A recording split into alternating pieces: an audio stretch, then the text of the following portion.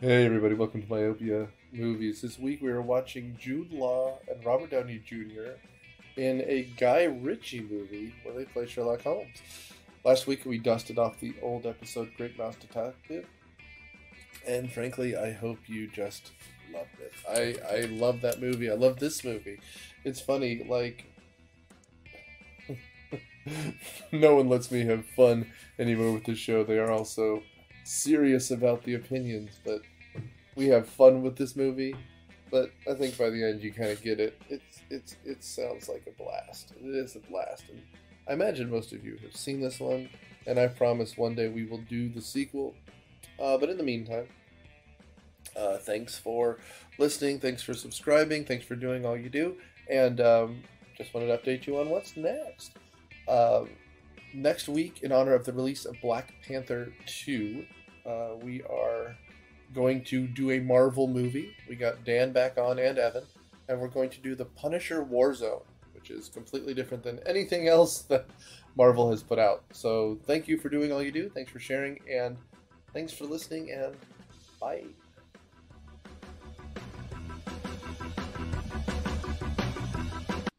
Welcome to Myopia Movies. This week, we're talking Sherlock Holmes. We're doing Sherlock Holmes, 2009 Sherlock Holmes. Last week, you watched the Disney classic, The Great Mouse Detective. And so we're coming back with a little bit of, the real deal. And just like The Great Mouse Detective, this guy fucking fights. I'm Nick Hoffman, your host of Myopia Movies. And on panel we've got Candace. Oh, please. No. I don't want to say anything else about myself. That's all I need. Just Candace. Like that. Just Candace. I'm just Nor. I guess I'm just Charlie. Mm-hmm. I didn't know this was turning into an ASMR. I'm just Daniel. Now you have to open a package of American cheese just to get it. I want my ringtone to be Daniel going, this is just Daniel. I want you to record, like just for sleeping purposes. Would you ever answer another phone call? Again? Absolutely. No, here's the thing. That would be your NPR show. This is just Daniel. It's just Daniel. We're talking right here. Hey, how you doing? We're keeping it right here. Keep it real casual section here. It's all Daniel all the time. Just Daniel. Today, Daniel Day-Lewis. We're going to have an interview with him today. Daniel meets Daniel. Daniel meets Daniel. Daniel on here. Daniel Baldwin next week. There's definitely a Daniel Baldwin. There's definitely Daniel Baldwin. So we did 2009 Sherlock Holmes. Obviously, I decided to schedule this because for the first time in almost a decade, there's talks of coming out with a sequel. And I don't know if it'll happen or not, but what's Guy Ritchie doing? So who knows? Not making King Arthur. That movie was dog Well, shit. I think Oh, that was so bad. he was slated to do like multiple movies, but after the first one came out, they were like, "No, it's okay." But I don't want you to worry about Mr. Ritchie because after directing that live-action Aladdin, which did so well, he's making a sequel that's coming out in 2025 to Aladdin. Jesus Christ. You remember when Guy Ritchie actually went for broke when making a movie? I mean, if you don't know who Guy Ritchie is, watch Lock, Stock, and Two Smoking Barrels. That's kind of what Was he Tells you everything you need to know. Yeah. Snatch was him too. Snatch was wasn't him. bad. That's also good. That was Definitely. the follow-up. The recent one was The Gentleman or something like that. Yes, have you seen The Gentleman? Yes. How would you think? I skipped it. I haven't seen it. It was a Guy Ritchie movie. And what was the one about? Was it Chocolate Cake? He won with Daniel Craig. I think I know what you're Not chocolate talking cake. about. It's like some moonshine. Something to do with drugs. British people. That wasn't him. I think you're talking about a There's movie a called... movie about Daniel Craig and chocolate cake. Count him. Charlie, you joining me? I'm there. I'm there. I'm Two snacks in one. Yes. I think I'm mixing up. That's our NPR show. I'm mixing up two movies. Yes. The movie is in fact called Layer Cake. Layer Cake. And it's directed by the same guy that later directed the Kingsman movies. Matthew Vaughn. Yes. Okay. Also, I will toss out, in honor of the Mr. Craig, I kind of love these Knives Out movies. Whatever they're calling the series, there's another one coming out, I believe, around Chris Mahana Kwanzaa. I love his Louisiana accent. Oh, that Very southern. foghorn leghorn chicken fried nuts. I do declare. I mean, I think they're making 3 more of those things, and they've already started making them, or 2 more. Beautiful. Glass Onion, 2020. The first one was great. The first one was. Did that win Best Original Screenplay at the Oscars? I know it was nominated. It was nominated. I don't know if it won anything. I mean, it's a Netflix movie. I don't know if they're comfortable giving it awards. The first one was. No. I mean, the last Best Picture winner was a fucking Apple TV movie, which, let's be honest here, which has more prestige? Netflix, Apple TV. People actually watch Netflix. What was the Apple TV? I couldn't even tell you. It was the one where Will Smith slapped Chris Rock. Yeah. No. The winner. What was the name of the movie? The movie's called I mean, Coda. if it won the Academy Award for the slap, I'd be there. But... Coda? Yeah, something like that. Oh, it was dude, like I saw one scene which is amazing. You've got to watch it. Okay, do you know what Coda's about? No. It's a family that's all deaf except for one daughter who can hear. Like, it's a genetic thing. Oh, okay. Yes, wait a minute. I do know this film. Okay. Yeah. Oh, Coda. I thought you were saying Dakota. That's what I thought he was saying. I said Dakota. My bad. Yeah. Okay, so there's this one scene where the parents are going at it like animals, and the girl who can hear has a friend over, and they're just like, it's a lot of awkward silence because they're just like, oh yeah. Not so much a friend as a gentleman caller, but yes. I mean, you can smell it. Anyway, so Sherlock Holmes. This is You can smell this movie. Just for context clues. The previous major movie that he had done, RDJ had done, was Iron Man. Iron Man was 2008. Was the year before. Will you classify that as his comeback film? Oh, that era. Because did he, prior to him being Iron Man, had he done anything else after getting arrested and all that shit? The Shaggy Dog. Kiss, Kiss, Bang, Kiss, Bang. Kiss, Bang, Okay. Bang. No, Alright. well, to Candace's credit, it was Tropic Thunder.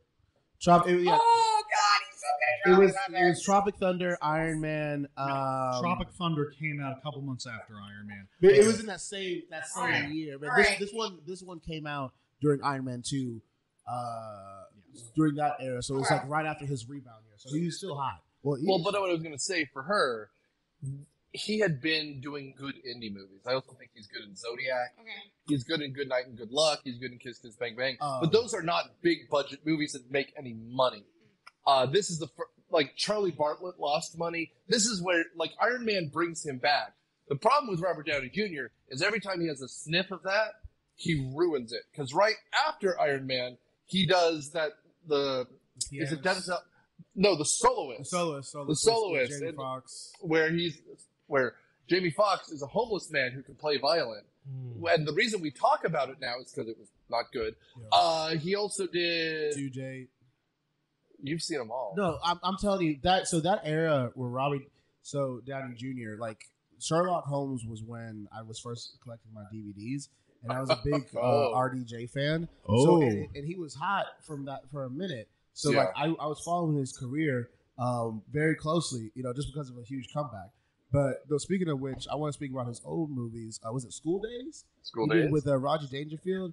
I know it's a deep cut. But I was listening to something on YouTube. There was like, oh, Robert Downey Jr. was in Danger Days, so I checked that out, and he is hilarious. Granted, this was his coke days, but like the way he acted and everything like that was just really cool. He's got so one of the things I love about Robert Downey Jr. is that he's got great physical comedy going. Yeah, check him. He's very much a Robin Williams type. Yeah. When it comes to comedy, he knows how to like command the room and bring people into him. And I'll tell you, he's really good at pauses. Yes. That is actually, I would say it's funny because you think with a physical comedian, there's a lot of like constant movement, and it's quite the opposite. He's really good at pausing his whole body and the scene in order to create funny / tension, then funny again, and then he starts as if he was in front of a live studio audience. Well, but you bring a good point there in that it's not just the words that are pausing. He conveys that with his whole being. Yes. Well, and in this movie especially, it's a lot of him being right until he's not right, and then him fluttering his eyelids, right?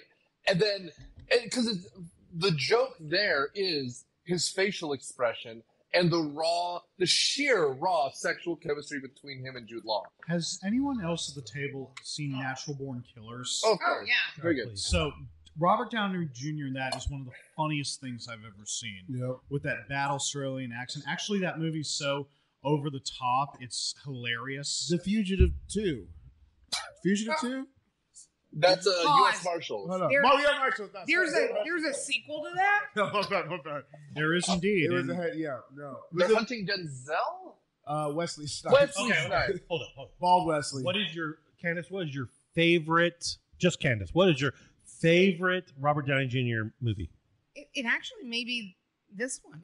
Well, not this particular one, but the second one. With the Game of Shadows. Oh, yeah. Yeah. I love that movie. I think it's really clever. I think it's funny. It's got all the it checks all the boxes. I like him in it. I love Marvel. I love the cinematic Marvel universe. Yeah. But I'm a diehard canon fan, and so I'm and I thought they did a very good job with the movies. But I gotta tell you, I don't necessarily fawn over the movies, and I don't really like Robert Downey Jr. as Iron Man. I mean, he was a good choice, but I never liked Iron Man to begin with in the comic books. Would you rather have Tom Cruise as Iron Man? He probably would have been more appropriate, even though I hate Tom Cruise even more. So that would have been a no-go. No one freaking liked Iron Man. Man.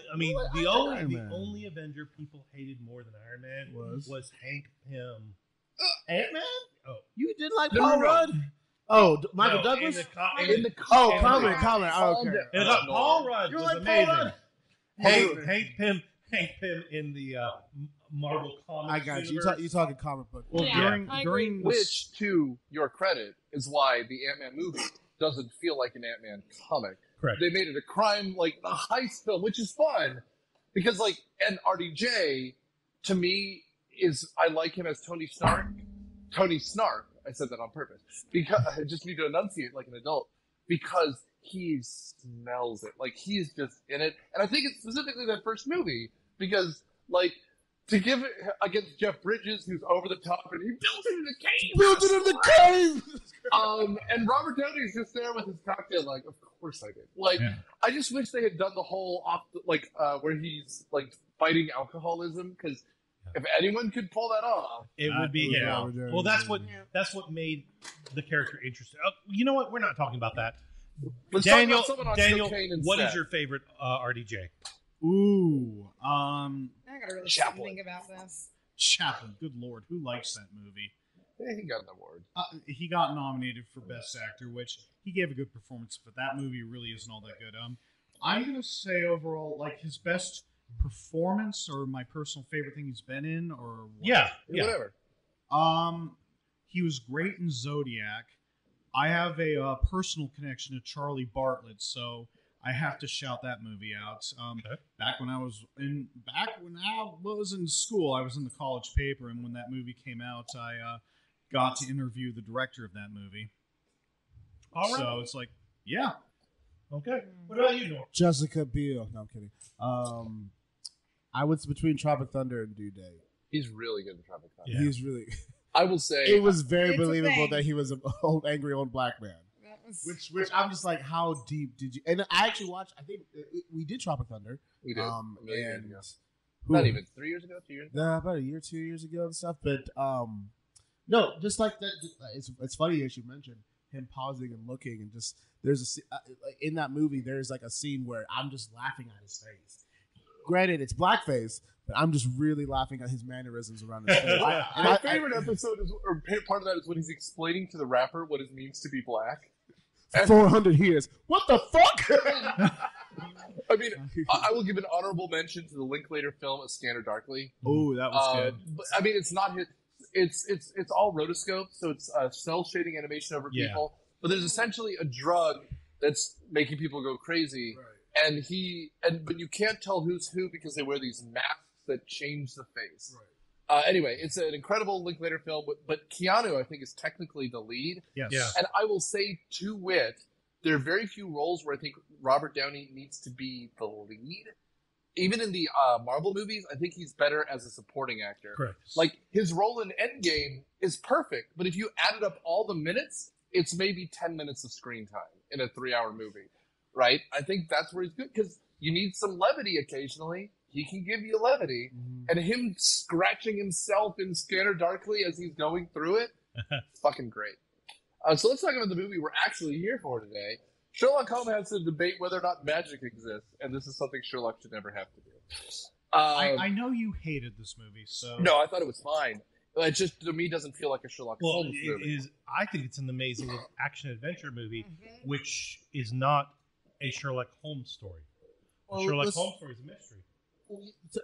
What is so? Y'all probably read the books. I did. Who is Sherlock Holmes? What is he? Who is he? So Sherlock Holmes is the second smartest man in his own world because his brother is the smartest man. Because his yep. So in real life, I wrote a paper on this. Mycroft gives me life. Right? Right. And in the sequel... In the sequel, Stephen Fry It's is his Stephen brother. Fry. Stephen Fry is And- amazing. And I'm just like, why that movie is, as we know, I always love the topic of what movies have a better sequel than the original. This is one of those. This is one of the categories. The only thing I don't like about the sequel is Moriarty dies too early. Yeah. He should have been through... Anyway, Arthur Conan Doyle, the real guy who wrote this, is a war vet, very much in the same way that Watson is, right? He went to Afghanistan, he got wounded, and he was a surgeon. But this is true. In the history of Britain, he's the first one to use medical evidence to get someone off of a murder charge. Damn, OJ. He was called in as an expert witness, just like O.J. Simpson. Essentially, this guy was this big Indian guy who apparently had beaten someone severely to death using the wrong hand, and that the hand that would have been used, much like To Kill a Mockingbird, was somehow crippled. And so he got him off, saying that he literally physically could not have done it, using as a doctor, this is your medical science. And people were so blown away with it. He's like, well, what if we just use logic to make the first detective novel?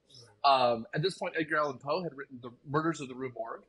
But then, Conan Doyle writes a series of what are essentially short stories in publications like magazines, and then creates one of the most iconic characters of all what was the time. name of the detective in the Poe books? I don't remember, and now I'm completely gone. Sherlock Bones. Okay. Is that the different movie? Was I not supposed to watch that one? Sherlock Holmes. Sherlock Boned. Oh, I think I saw that You saw actually. Were you in that chart? Mm. Bill's gotta get paid. So this Sherlock. Well, so, I mean, the idea of the Sherlock Holmes character is that he kind of knows everything, but he's incredibly... I mean, today we'd probably call him autistic. Like, he wrote a 10 or 20-page book on how different tobacco ash burns and how you can tell the differences. Like, he's not social. He's very uncomfortable and awkward around people. He wanted to learn a martial art, so he learned the ancient, I'm sure they called it Oriental, art of jujitsu. Like, it's just very awkward and elbowy. And then Watson is a doctor who befriends him kind of accidentally, and they're together. The sexual tension is actually in the books. Just here, it's Jude Law, so you're just like, Yeah. It's natural. I mean, yeah. But the important detail is that this movie is not an adaptation of any of the stories. Correct. This is brand new. This is fresh. This is a new take on the character and a new take on the stories. I got you. and to be Even though fair, it's using some of the same people, including the inspector, Yeah. the woman who Irene. Irene, Irene, Adler, the person who keeps the house, the fact that he's still at 221 Baker Street, that's Miss Hudson is Yes. also in it. Yeah. The dog is in it. And I guess to wit, something was in the water because the next year is the Benedict Cumberbatch Sherlock show. Correct. Which is Wait- better than this. which is amazing. And you want to talk about sexual tension? Mm. That fan fiction, girl. Y'all, listen. Martin Do Freeman. yourselves a favor. I see. There's a lot of fan fiction. No, I out there watched between Benedict Martin Freeman and, Cumberbatch and Benedict Cumberbatch. Martin Freeman. Yeah. But like, if you've seen any of the Cumberbatch stuff, that's very Sherlock. Like, because he is almost like socially. The closest we get here is that dinner scene where he's like, "And you were probably married at one point," and then she slaps him and pours the water because like he has no social cues. right. very much like Sheldon. Kinda. But yeah, like You're in my spot. okay, so my favorite Sherlock Holmes line from the books is at one point Watson explains to him heliocentrism, that the sun is at the center of the universe, or the solar system and everything goes around it. And he goes, well, now that I know that, I hope to forget it, because it doesn't apply to the case, and every time I learn something new, it pushes something old out. That's what it is. Like, if it doesn't apply to what I'm doing... That's how I feel about medicine. I can't learn anything else new, or some shit's gonna leave. I'm full. The end. So, who wants to give us a plot synopsis now that we've been talking for half an hour? I'm going to say Daniel has his phone out with 257 pages of notes. No, I actually didn't take notes for this one. I did for the next one, but Stop. Okay, well, I can do it. You do it, baby. We enter the movie at the end of their previous case. There's a girl who's about to be sacrificed, and someone named Lord Blackwood is about to sacrifice her in some Illuminati nonsense. Okay, so Lord Blackwood is captured. I mean, and we get very early on that this is going to be a fucking fighting John Watson, right? And because of that, Blackwood is captured and he's supposed to be hanged. But by this point, it's like the end of the stories we know. And Watson's about to move out. Sherlock Holmes is not handling it well. He's been going on a cocaine bender, or as they put it, this is medicine for eye surgery. That's cocaine. Yeah. I'm Dr. Sherlock Holmes, the rock and roll detective. I do cocaine. Is that Mr. Poopy from South Park? no, it's Dr. Roxo from Metal Apocalypse. Sound like Mr. Poopy from South Park. And all of your millennial fans are like, wee! Okay. And so, and Watson is supposed to be the doctor who proves that he's dead. He proves that he's dead, but then immediately Blackwood starts showing back up. And so RDJ and Jude Law have one last case together as Sherlock Holmes is falling apart. That's right. So that's my plot summary. We can kind of walk through it however you guys want. So, where do we want to begin? I mean, I've never seen a Sherlock to like a fake nose so much. No. Well, he's a master of disguise in the books, isn't he? I mean, yeah, and he has a lot of drunken friends that he knows down from the pub, right? Like, Right. I mean, the thing about him is, like, he does know every taxi driver. He does know every fishwife. I mean, Well, the one thing I will appreciate that I think when we were speaking earlier that y'all disagreed was just like the over the top action and the way how he fights. You know, because I think the action complements the cinematography, which is the when they're in that little boxing match brawl. Someone explained it to me, and I felt so dumb when the movie came out. He was like, you know, when you film, it's like each frame is a picture, and I'm like, what? Oh, but I don't know, in that slow motion capture stuff like that, that's the kind of stuff that I appreciate. And like you get through even the TV show with Benedict Cumberbatch, like you see like his analysis that he goes to in his heads and like how he calculates shit and things like that. I will say, you brought up the thing that in this movie is the most noticeable, is him saying, like, here's how I'm going to beat the shit out of someone. And then it's like a punch to the solar plexus. And yeah. Like, especially we see it in the Irish bar brawl or whatever it goes. I think they call it the Irish boxing scene in the movie. Yes, the Irish boxing scene. But I just want it to matter in any way. Because otherwise we're just literally watching the same thing twice, right? Mm-hmm. And that lengthens the movie. Because he literally does it in slow motion. Then we see it in fast motion. I just wish, like, if you're going to use it as a plot device, maybe in the final fight that he does it in, he's wrong about a move. And the guy does a left hook instead of a right hook, and then he's on his back foot. But Sherlock Holmes is the smartest and greatest thing that's ever happened here. Up to this point. Yeah. But again, I don't hate this movie. I enjoyed this movie, but I'm here to be a critic, damn it. And no one cares, but I'm going to do it. And Candace is eventually going to remove the knife from under my knee. It's true. So what a charm. It's true. She has a third arm. So we're going in linear order from the synopsis you just gave. We open up with Irene Adler. So Irene Adler comes to the house, and Sherlock knows she's being intimidated by someone. You know, or as her name should be, Sexy McSex Girl. Yeah, it's Rachel McAdams. Yes, it is. And she looks great. It is. She looks amazing. I really love her in the Netflix original Eurovision. It's possibly one of the sweetest, most adorable movies of all time. If you haven't watched it, watch it. It's good fun. Is she in Mean Girls or 10 Things? She's in Mean Girls. Mean Girls. And she's fine at this. She does Irene to a T. And guess what? Good on her for not pretending to do an English accent. She just goes straight. No. Irene Adler was always American. Oh, she was? Yeah. Okay, even better. Yeah. Because, I mean, and RDJ's English accent is just fine. Really but good. you could come and go, cry! You could be Mrs. Lovitz in Sweeney Todd. And I love that movie, and it is pure camp, but she, like, Johnny Depp is from Kentucky. He needs to remember that sometimes. I am killing people. And you're just like, no, sweetie.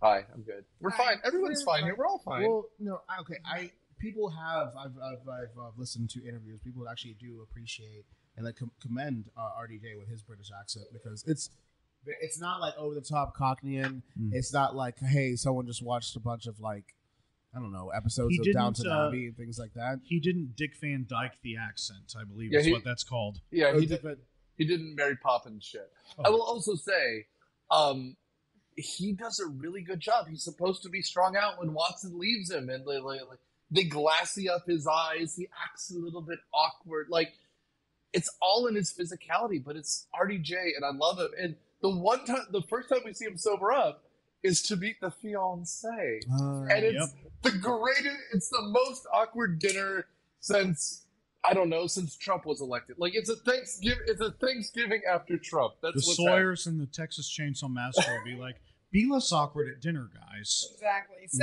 So when Irene shows up, she's asking him to look for a missing man named Luke Rordian, which he doesn't really matter. What matters about Luke is that we find him in the grave of Blackwood. Oh, that's the they use all sorts of un-PC terms here. That's the ginger midget. The ginger midget. But it's important. This scene is important because as she's leaving, it's in the first scene when she asks him to do this. As she's leaving, she gets into the car with this strange man, right? Yes. Professor Moriarty. Shadow. Why you gotta spoil it? I mean, why you gotta spoil it? Because it was so obvious. So there was always going to be two movies with him being in the Well, I mean, it's like how at the end of Batman Begins they teased the Joker, even though a sequel wasn't officially greenlit yet. It was just a little tease for the fans. Here's the thing. If you're going to do Sherlock Holmes, you have to at least name drop Moriarty. Because Moriarty is the big bad. He's the Joker. Like, again, this is 100 years before the Joker was created almost. Right. You need that guy. You need Sherlock Holmes' equivalent, right? No, that's a very good point, yeah. Yeah, I mean, and remember, he's not a professor. He's a washout because no one can stand the asshole. His brother, on the other hand, is not only a doctor, he's professorial, and he works, I think he's in the House of Lords. Yeah. The difference is that he's Sherlock Holmes, but charming. Yes. Successful. His brother. And Moriarty is like the professor of pain. So, which also means that he has to do office hours. And we've just imagine going to college and being like, one moment, Julia. I have to help Noah with his research paper. I don't know. I did Johnny Depp. But here's the thing. He needs help. And if he does, I know the evil plan is coming, but he's midterm. You wouldn't see Sherlock Holmes doing that. He would just say, fuck off. I gotta I'm experimenting with glow bugs. Yeah. Exactly. There's just flies. So after they find Rordian's body in the tomb, they go to his office or hideout, and that's where you find that they're trying to merge science and magic. Yeah, there's a lot of experiments going on. And they don't go into detail at this point. No. But they zone in on the pot of frogs and all these other things because this becomes important later on when Sherlock Holmes goes to explain how it all happened. Yeah. And who tries to torch the lab? Is it Blackwood's men? Yes. Yeah. Yes. They show up. They're trying to torch the lab. That giant French dude. Yeah, and during this time, Holmes is taken to the Temple of the Four Orders. Okay, so I also want to emphasize too, just for Candace's own, because she is driving the ship of state. It's what I do. I am the power bottom. 45 minutes into this movie. Okay. That's it's a long fucking. Yeah, that's true. I mean, because like the scene where he meets the wife takes 10 minutes for him to get wine dumped on, and then he still sits and eats his dinner. Was it duck or fish he was eating? It was scaly. It was duck, but it was cut like a fish. But every scene, like, they go to 5 different places to investigate, and every time it's like 10, 15 minutes to investigate that and to deal with the fallout. Yeah. Well, and it's also... So, for example, when we get to the scene where she was talking about where they're investigating the lab before everyone shows up, you have Sherlock Holmes, like, flailing around, opens this, like, fanny pack, takes out the picks to pick the lock, and then Watson just kicks the door in. because it's also that, because we have to remember, Very it's a Indiana kind Jones. of funny movie, too. Yeah. So we need John Watson to have no time for this all the time. And I love it, because the only thing that I take away from this, outside of it, is that I kind of like RDJ and Jude Law to work together again. Because the two of them together... It was a different chemistry. Instead of being just always behind the eight ball, Dr. Watson was just like, you know what? I'm sick of your shit. I'm done with all this. Do you think Jude Law auditioned to be Sherlock Holmes? Oh, that would have been interesting. Yeah, and then they gave it to the American. He was like, motherfucker. Well, I'll tell you, I know he didn't, and I do know who they originally wanted as the primary Sherlock. Do you want to know? Who's that? Jack Black.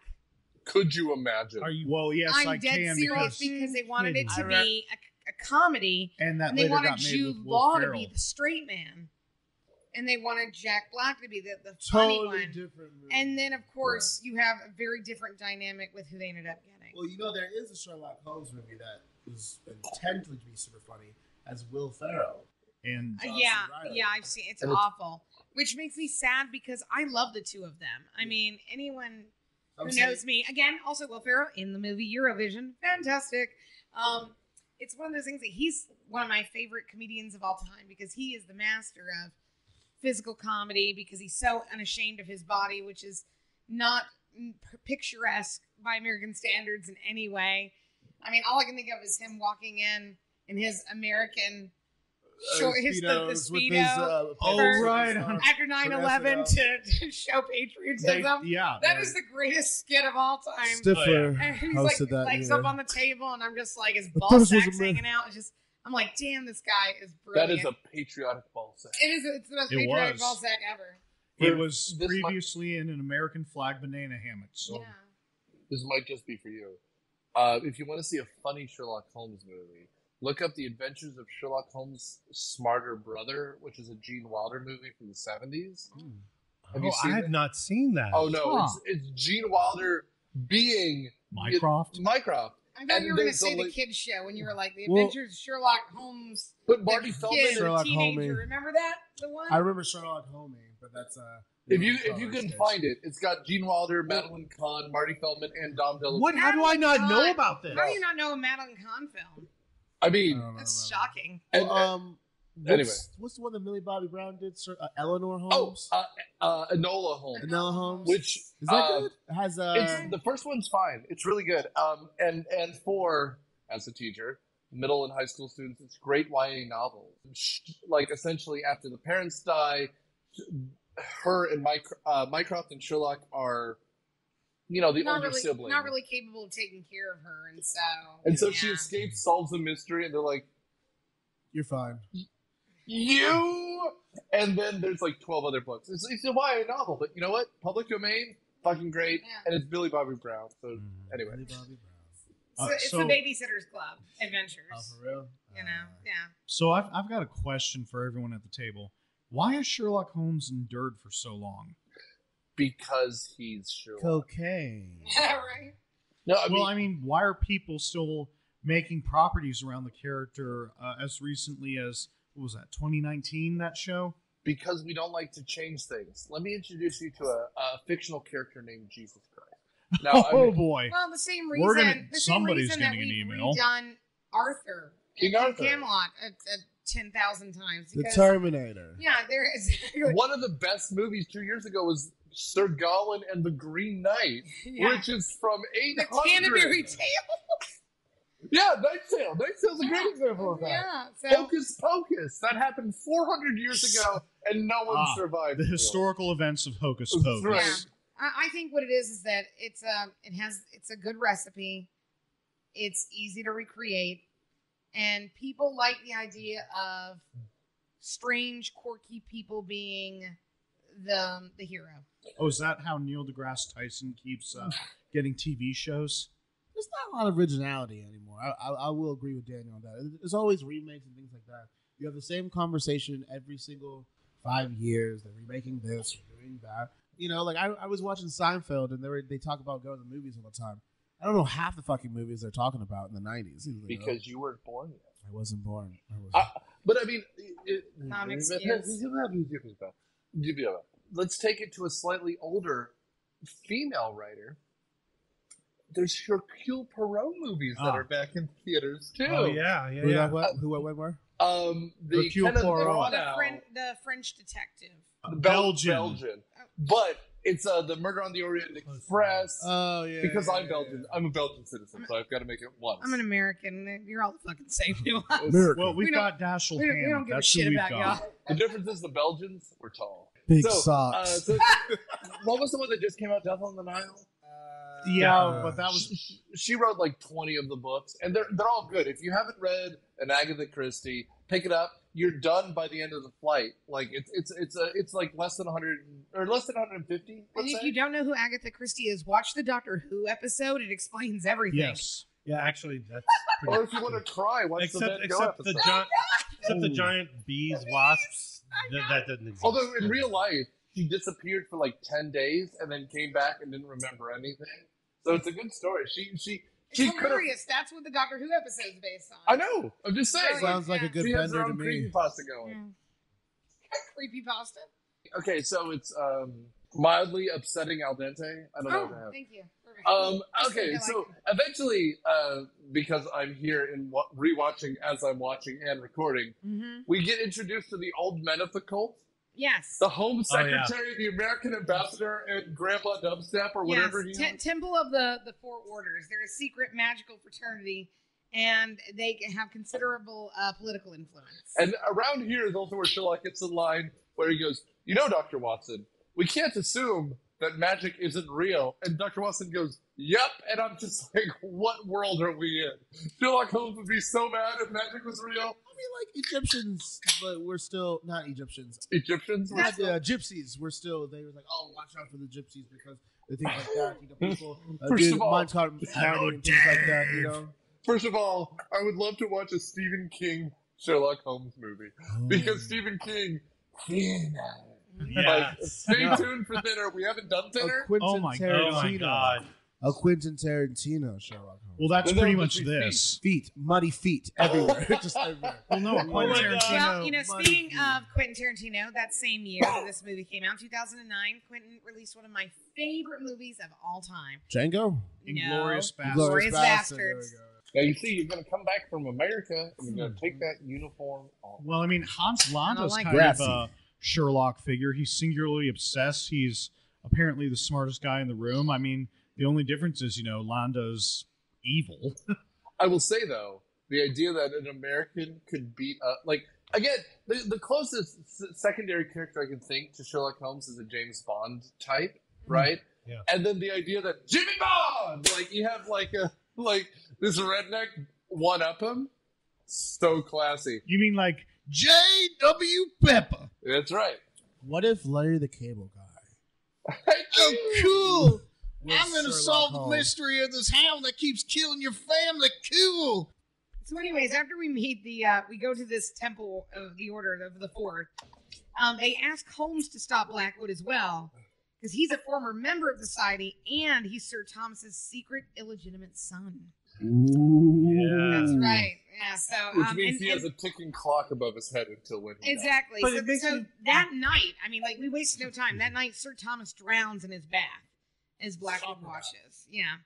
And the next night, Lord Coward calls a meeting to the Order, and he nominates Blackwood to take the command and take the place of Sir Thomas. You know what a lot of the action scenes and scenes like that reminded me of?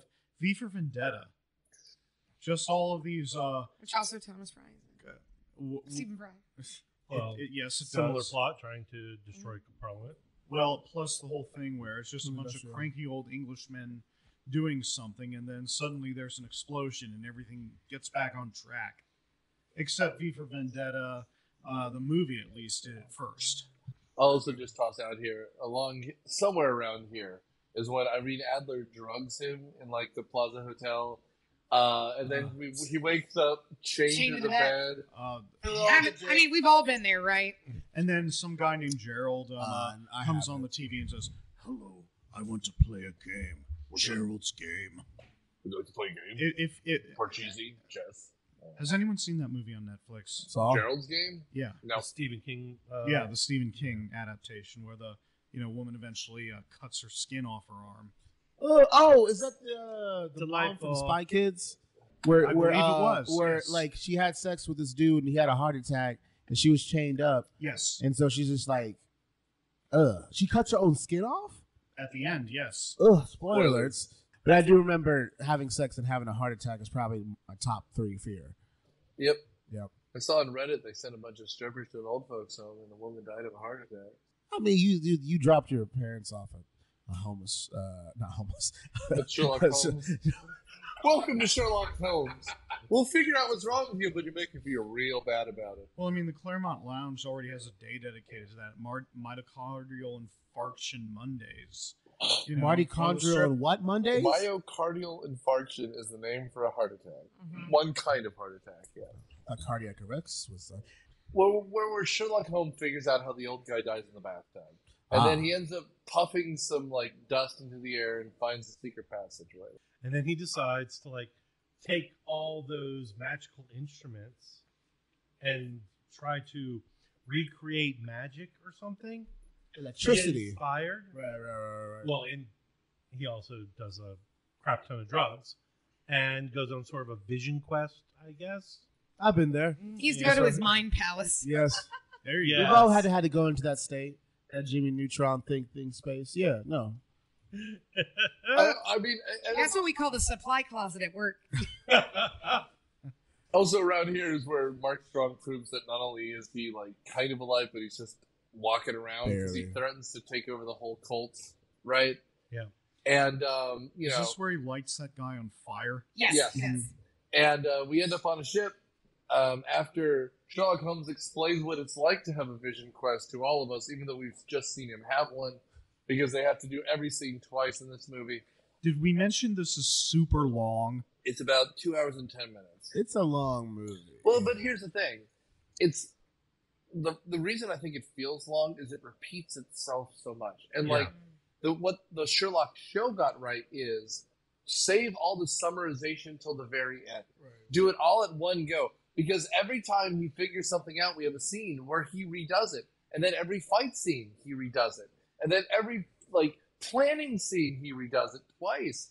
And so we have this, like, so even the boat scene where they're just, like, hanging around, which is a scene that just goes on and on and on and on. He knows every port and every waterway in London. Fantastic. Why do we have to spend time with someone who looks, well, like he belongs in the Lighthouse movie? But at this point, we're almost getting to the plot and we're halfway through the fucking movie. Yeah, that's another thing about this movie.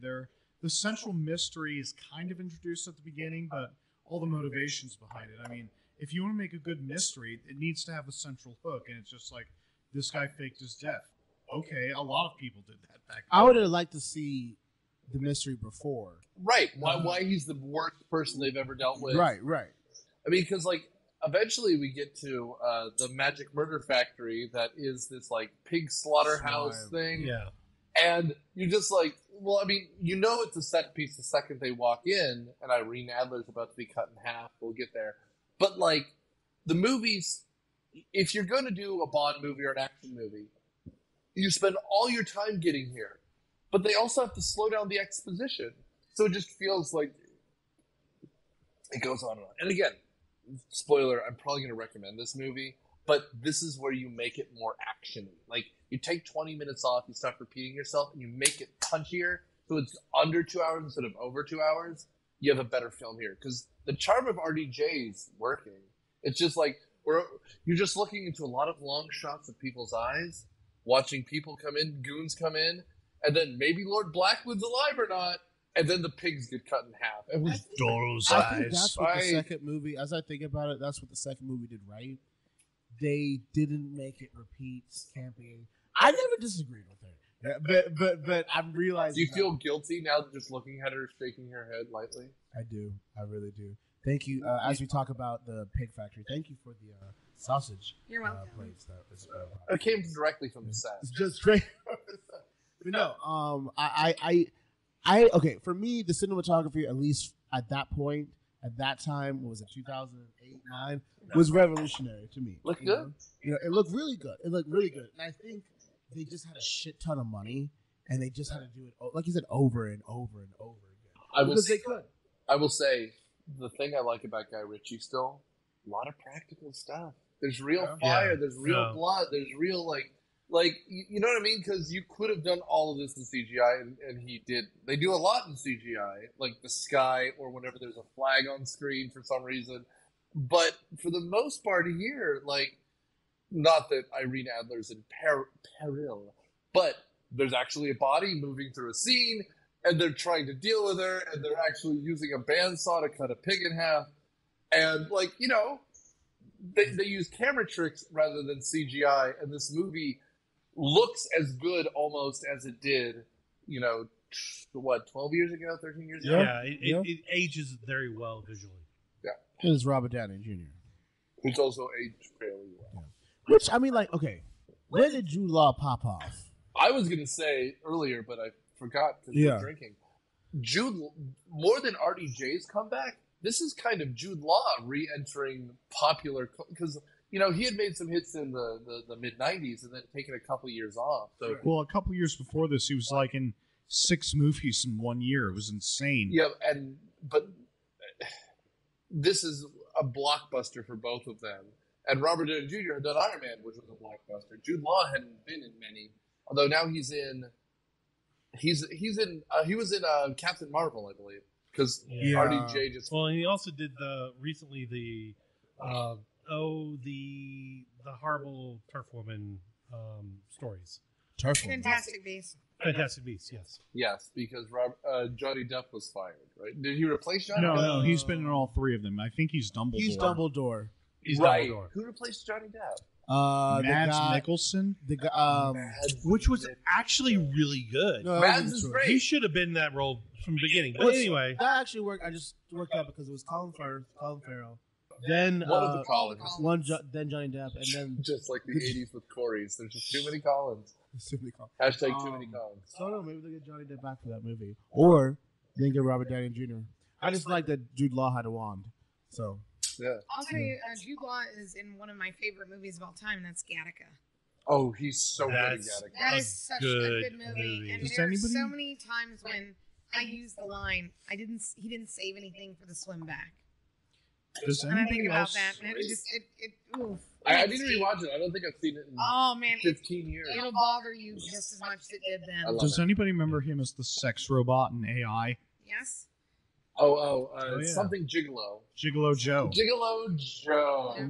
Nothing like a movie about a child with a gigolo in it. there's a movie with him and Forrest Whitaker, Jude Law Forrest, called The Repo Man, Yeah. where they repo people's organs. Which That's makes right. me really mad because it is a direct ripoff of Repo, the Genetic Opera. Yes, it is. which is fantastic. Which is amazing Love that in every movie. way. And Darren Bousman and Trevor, whatever his name is, went to the Paramount or whoever made Repo Man trying to sell their script.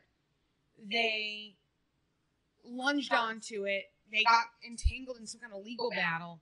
They were able to retain the property and then made this movie underhandedly without them. I mean, it was a big deal because Oh, I didn't know that. Darren talked to us all about it because I've actually met him a couple times. Really I nice remember guy. I remember reading the novel that movie's based on, and it's not good, but it was better than that stupid fucking movie.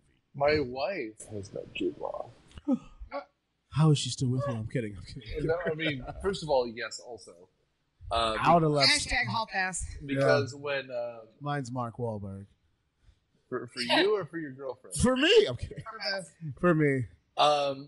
Contagion. She worked. My wife was. yeah. My that's wife right. was the CDC liaison for Contagion, and so when they filmed scenes at CDC, they filmed at CDC, and she was their liaison, and they invited her to the red carpet premiere, and so Nice. she met everyone else. I think at the CDC it was only like Larry Fishburne and Mark Wahlberg. no, Matt Winslet. Damon. Winslet was there, Wasn't.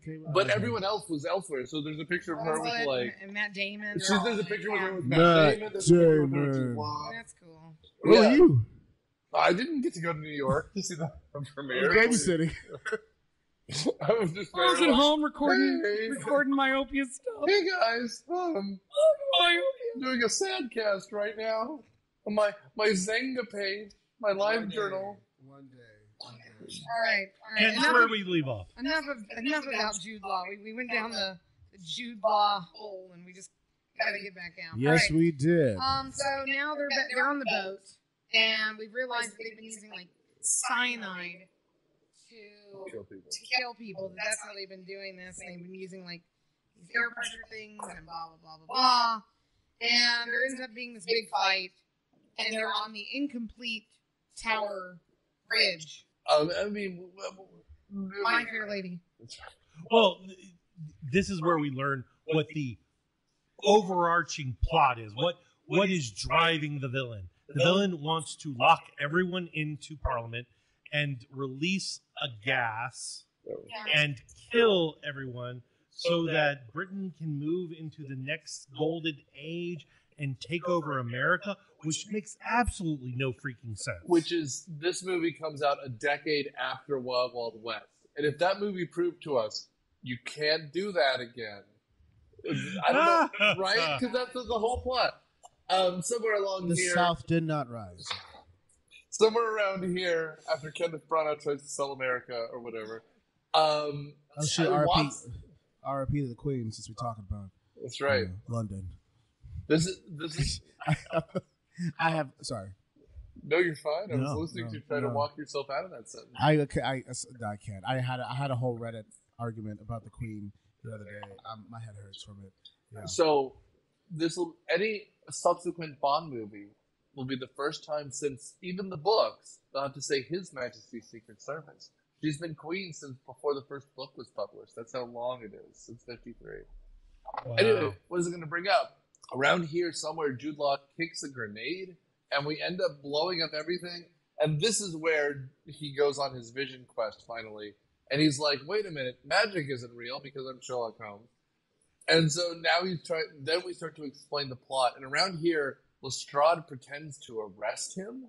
Yes. And this is what ends the movie. Because we forget, we kind of mentioned this, but one of the villains in the cult is the Home Secretary, which is like the Secretary for Domestic Affairs for Britain. So, like, it's a big deal. Like, he's in charge of the whole police force, etc.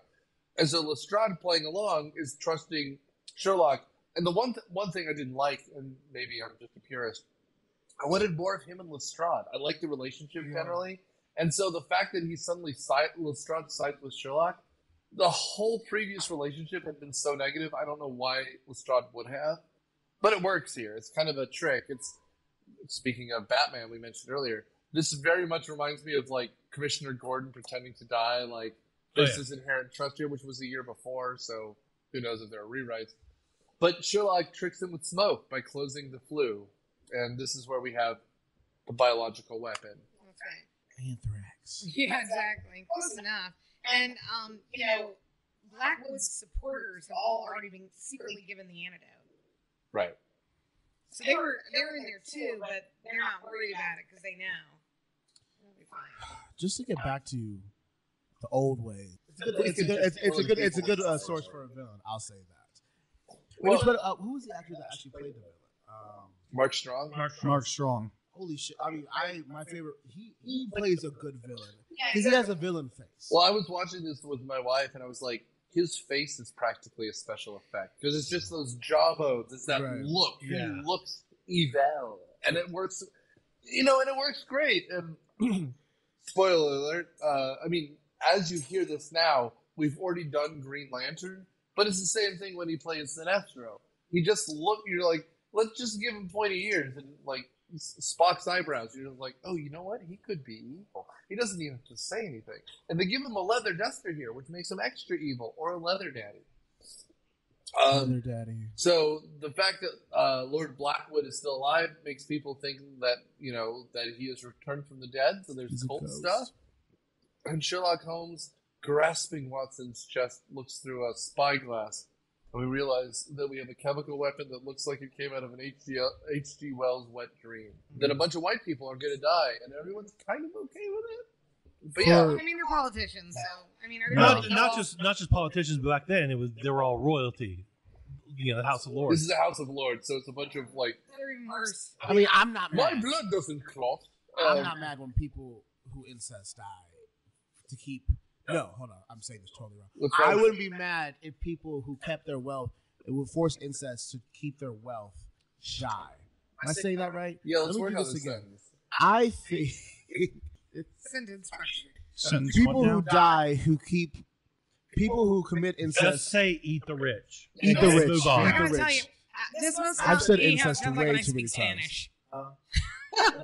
When I speak Spanish, people, this is exactly how it must sound. The sentence you just gave us. Well, Yeah. It's like all the words are right. Well, I and get it's right in context. I get You're like, away I with think I know it what saying you're that English is my first language, but Oh. really it is. saying. I got out of like middle school Spanish because of that, Okay. and I got in trouble with that. So yeah, whenever I fumble my English, I just say it wasn't my first language. I also like here in Movie Town. Other than once again we meet the French like bodybuilder for like the 4th time. Lord Blackwood's like, I will be the king, or may God strike the rest of you down. And he's just standing around waiting for the bomb to go off. Waiting for the bomb, and it's like nothing's happening. Fuck. By the way, remote control bomb. Which is the most important thing, right, for Sherlock. Mm-hmm. So, as people who care about like con culture and stuff, does this count as steampunk? Absolutely. Yeah. Okay. Yeah. Then I like I mean, this. it's officially steampunk if you have goggles and you never put them on your face. If you only keep them on your head. Except You we do never get a actually scene put with them over your Sherlock eyes. with the goggles on his face. Yeah, so it puts them on his face. So that gives him actually negative points in the steampunk community, but we'll still allow it. I do like the chemical bomb that has like a spitty bit. Like that's classy. Although I will say, if this is steampunk, this is fine. That Three Musketeers with the blimps, that's terrible. You don't need to go to like Renaissance France with dirigibles. This is good, and it's almost like It's Wild West. it's Wild Wild Victoria- West. It's Victorian Wild West. Fine. And they're building the bridge. We have a fight on a scaffold. We're all there. All we need is a giant spider. Could you imagine if that showed up? Giant mechanical spider. A practical spider. Yes, somebody actually built a giant mechanical spider specifically for Wild Wild West. And I roll into them. Going straight. Have you seen the music video? Alfonso Ribero's in it. That's the best part. I've seen the movie too. This Carlton the best part dude. was the music video for the song. Yes. Okay, so That's a Patreon exclusive. we have a fight on a bridge that's mostly completed. We do. That's Yes. Well, it's important to note that Irene disabled the device. right. Yes. She ran away with the chemical, thinking that that was going to be a way to keep everyone safe. She's right. Sherlock follows her. They have this, touching scene, and then Blackwood shows up, and they start to fight.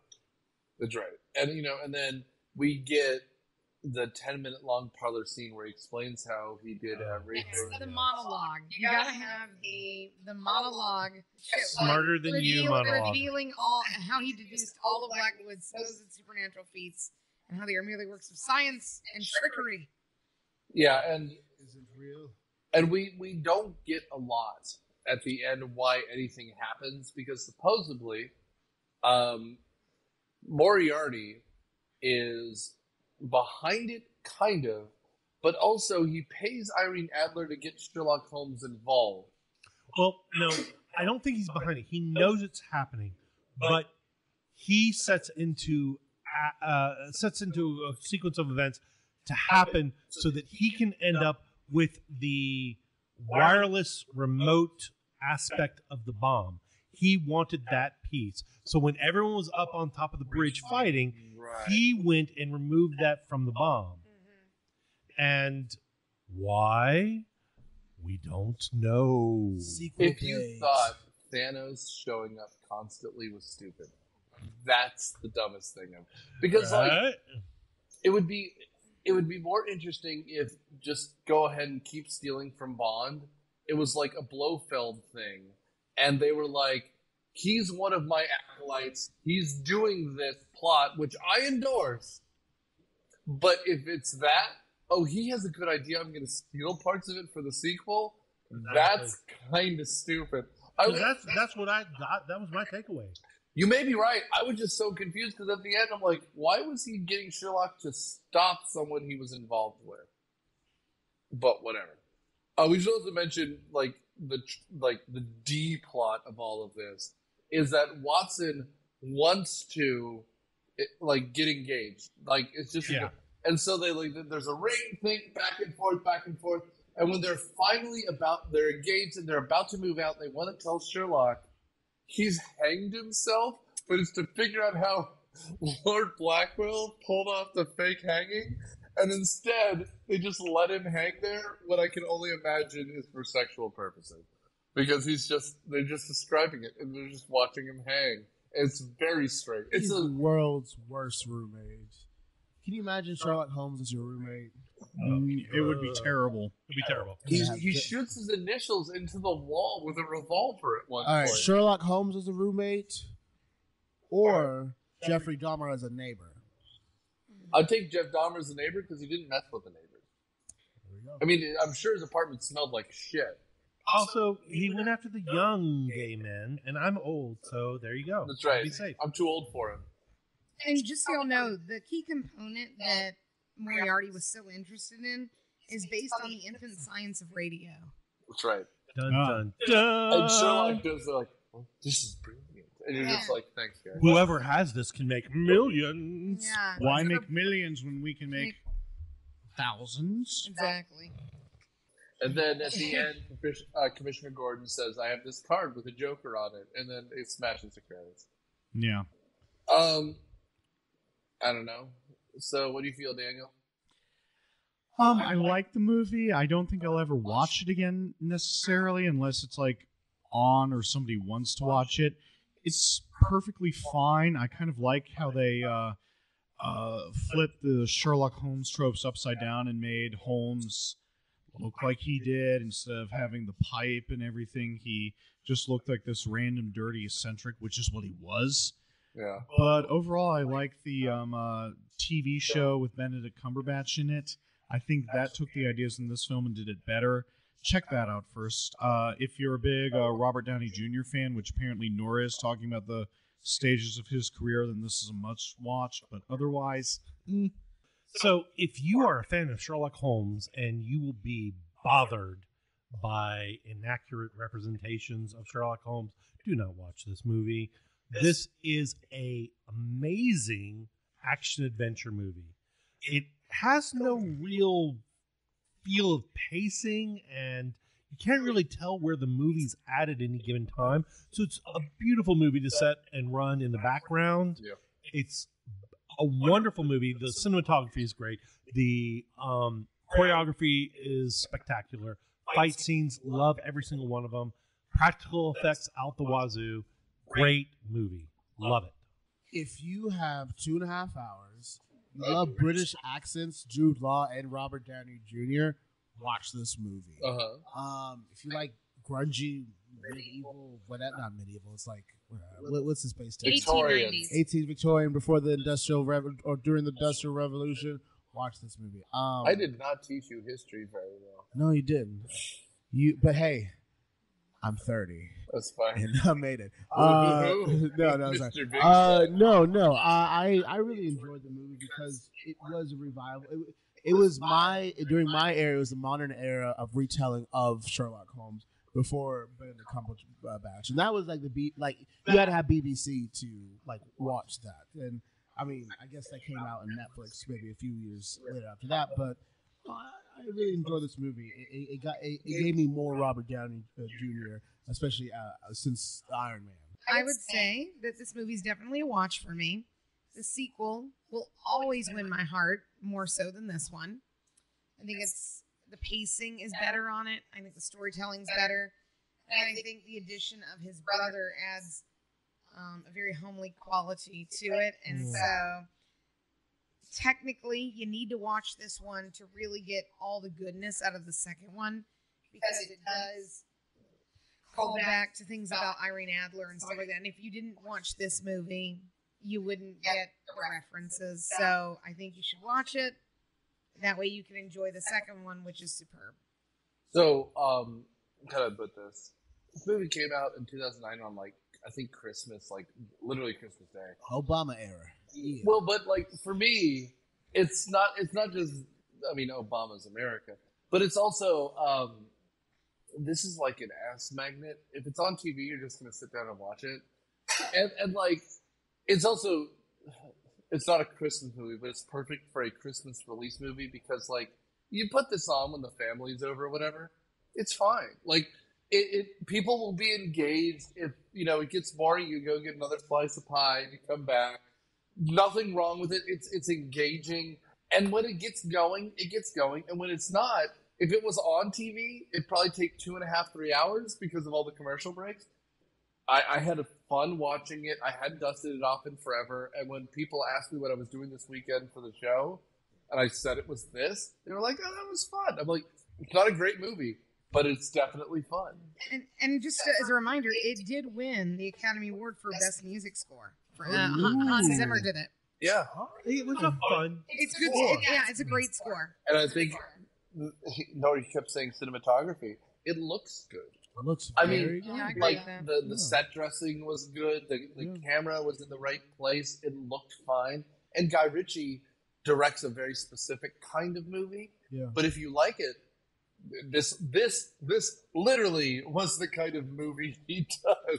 There's not a lot of fancy stuff here, but when you have Robert Downey Jr., he's kind of the special effect, and the relationship between him and Jude Law is great. It's great. Anyway, so we released this because it was around Thanksgiving. I mean, it's November. We wanted to do big kind of fun movies that you can watch with the whole family. But we're throwing that out the window. We were looking for a Marvel movie to do because we wanted to do a Marvel movie because next week, unfortunately, is Black Panther without Chadwick Boseman. Is it next week? Oh. As we're releasing. I'm sorry. We're in the future. Daniel, cut this out while I got confused. No, it's okay. No. What's happening now is happening now. What? But we're releasing this in November. What year? Who's the president? When will now be? Who's the president? Who's the president? The corpse of Joe. No. So the for kid next from the week, corn video. We're dusting off a Marvel movie with some friends of the show called Punisher Warzone. Oh, we're doing Punisher one. I mean, the boring one. If there's a good one, I don't know there's a good one. The first one, that first Punisher movie was way better than Warzone. Oh, and just for those of you at home, I've teased this for months. Y'all can see Dan. Nora, after the recording's done, you and me, we need to talk. We need to talk about a couple things. And anyway, so after this, we've been teasing it for months, but we're finally going to release Addams Family Values because Tim Burton finally fucking decided to tell us that for Thanksgiving weekend, he's releasing the new Wednesday show. So Addams Family Value will come out the week of Thanksgiving. Thanks for listening. Thanks for doing everything you do to keep us on the charts globally. And we're out. Thanks. Bye.